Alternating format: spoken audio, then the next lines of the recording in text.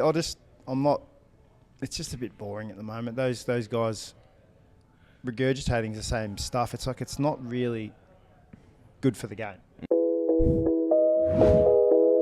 Why you hate footy at the moment? The funny thing was, like, off season, you're like, yep, can't wait for footy to start, like, ready to go. Like, you always miss it when it's not there. And then I feel like we're only 2 rounds in, or 2.5 or 3, whatever it is. And I'm just like so like bored with the commentary around it. And even the games, like, I'm like, I'd have it on in the background, but I won't sit there and like watch a game. There's been some blowouts. Yeah. Like, I think the gap between the best and the worst is getting bigger. Imagine to wait until Tassie comes in, it'll get even worse. And then we have, like, even people saying last week's game, Collingwood versus Bulldogs, like, oh, it was an amazing game. I didn't really watch it. Just because it's close doesn't mean it's a good game. It was a sloppy game. Yeah, and it's like, that doesn't... Umpiring was very good, though. Yeah. That's one positive you take out of it. I thought it was. We'll take that. I actually watched Penrith versus the Storm, which was across the road from... that was a good game. That was a good game. I watched that instead of the AFL. Yeah, I watched it. And there's not as much commentary around the NRL. They just like sort of say it as it is and then they move on. They don't have the predictions of like that week 1 and then week 2 they change their mind and predict something else. So I'm just a bit over the commentary around it. There's too many shows. There's too many experts. There's too much analysis. And you just let the players play. You got to let the game breathe, like a wine. You Yeah. know, just decant it, just let it breathe just for a let it little go. bit.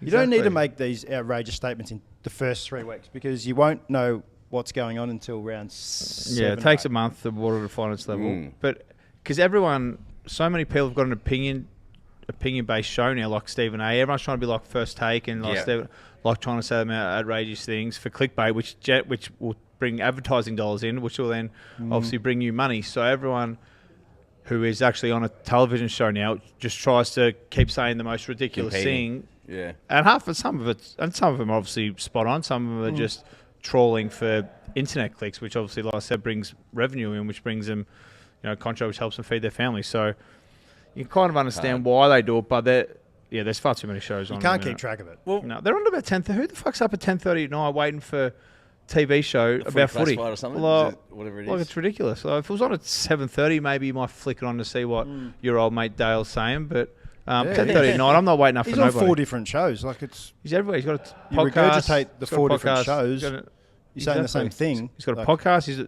racing. Every time you fucking turn the TV on, Dale's giving odds out or something like that. Or giving his opinion on something. The other thing I found, like, just on that, is like when journos are putting themselves into the stories. Like Tom Morris the other day with Bevo. Like, it's like he brought it up from Bevo seemed like you'd forgiven him. Yeah. But it's like... That's the stuff I want to watch. Yeah. That's actually the stuff I want to see. I just felt like... I'd rather see that than someone talking about... I'd see him fight. Stats that'd be for good. charity or something like that. Yeah. I just thought, like, why is he, like, putting himself in here? Can we... He's like, that was entertaining. Yeah. Like, it was so frosty.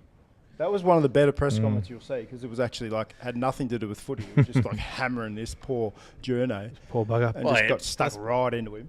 Poor, I don't know. He's a pretty poor, rich APS boy. He's made a couple of mistakes and he's on his way back, mate. Well, you know, poor. exactly. Yeah, it doesn't take long. Yeah, exactly. A couple of years back in the spotlight. That's it. He's done his penance. But it's I'm not.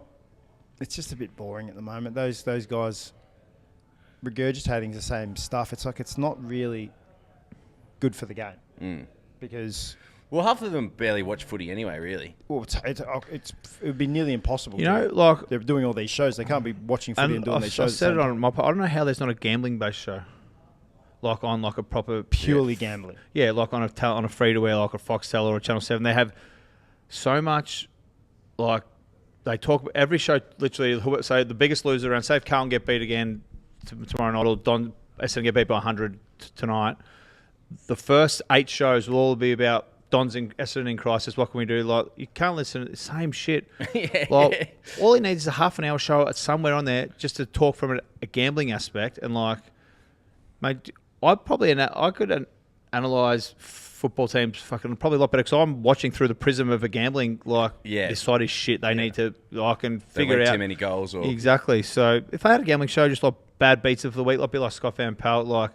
Players, or geez, he fumbled a handball there, that got him over his total possessions, or and then you give some insights like at I didn't know Geelong never beaten St Kilda at Marvel, so do that. So the line, back the line, Should we send this little thing to? We'll send it to S7. I tagged him in a tweet when I said it, but I didn't hear a response. Yeah. It would Dabble actually should sponsor it. It would be Yeah. a good show because you get like one of the traders up there that obviously do the markets. Get them to come in and go, this, if I was betting as a trader, I would bet on this, and you go that, you get that one, and then you look back at it. This is the stats. We could give the around it. markets like a lot of money's come for this because of this, and then you could tally up, give money for Give a charity. multi. Now I don't know whether Seven and Fox are scared because of it's a gambling thing, but where do you think all that fucking advertising money comes from? All these shows are sponsored by gambling agencies. So, and do you not think there's so many degenerates out there that would watch it to try and get a couple of tips for their side? And most of us out there only care about one team, and then we care about how we can make money off the other 17.